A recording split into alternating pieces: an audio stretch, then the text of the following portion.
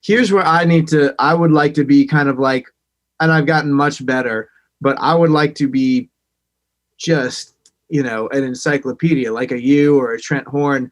I love your course. I know I just need to keep burning it into my brain. What would you suggest to have for someone to be just a total stud from front to back with any kind of outside of the clinic apologetics type thing? I mean, I kind of have my talking points, but and I know, you guys and Trent are kind of along the lines of just like, hey, what are the unborn, essentially? Like, essentially, what are the humanizing the child and the importance of like showing, obviously, that has the same inherent value as us right now. But what has helped you kind of master these dialogues backwards and forwards?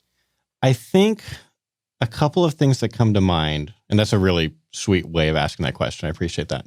I think one of them is reps.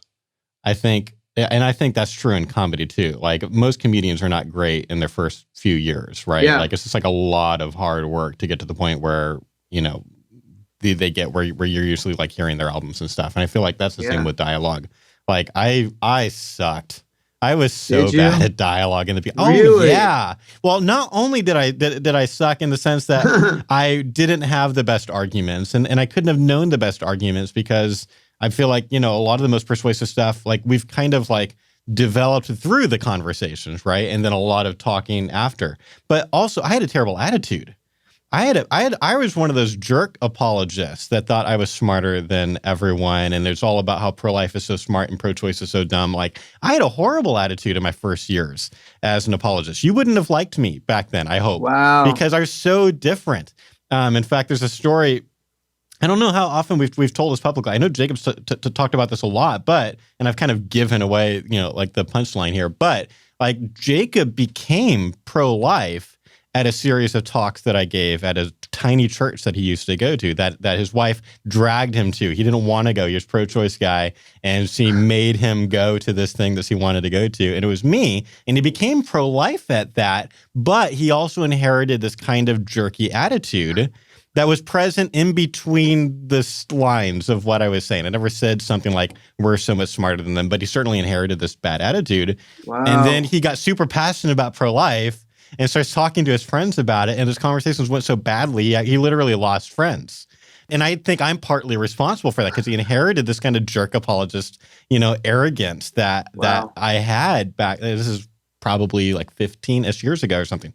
And so Jacob and I both went through kind of a similar period of time where we had to be humbled. And I think God had a lot to do with that. I think Steve Wagner had a lot to do with that with both of us also. Like, I think Steve kind of teamed up with Jesus and gave me some humility and helped me understand I am not as smart as I think I am.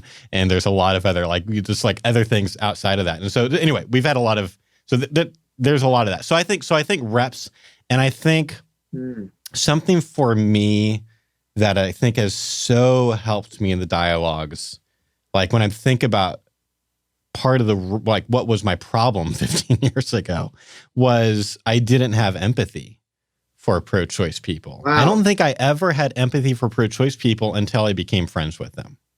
Right. And so, like, and I talk about this in a relational apologetics talk that I think we've put out now, or no, there's a YouTube video of me giving a talk on this. But the short version is, I have spent a year in this Facebook debate group with, several pro-choice people and like one other pro-life guy was like the core of us. And that was the first time I'd ever spent more than an hour or two with a pro-choice person. And for the first time, I began humanizing pro-choice people. I realized after that year how I was only good at humanizing the unborn. I was not good at humanizing the flesh and blood image bearer that was in front of me. And then I became friends with Deanna, who is now named Andrew. But like, that friendship began at that point, as I'm realizing you're only going to change certain people's minds over a long period of time and not in just one conversation. And just like, there's no way to be friends with these people and get into their lives. I mean, I guess there is a possible way to do that without empathizing with them, but it's not going to be a good, healthy friendship. But like, for me, it forced me to get into their shoes and understand they are so much more than a pro-choice avatar. There's like, they've got these backgrounds and these beliefs and these desires, and like, there's so many more dimensions to them.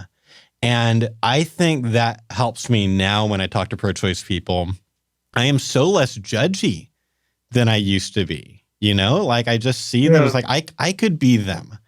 Some of their arguments make more sense than some of the things that pro-life people say sometimes. Like if you grow up, you know, with, you know, these parents with these beliefs in that church or lack thereof, and those kids at school, and then this college with these professors that are trying to, you know, indoctrinate you in all these different ways. Like, of course you believe these things. It totally makes sense.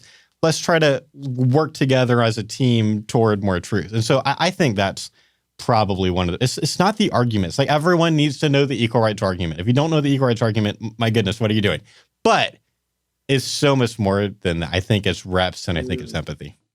Thank you, brother. I appreciate that.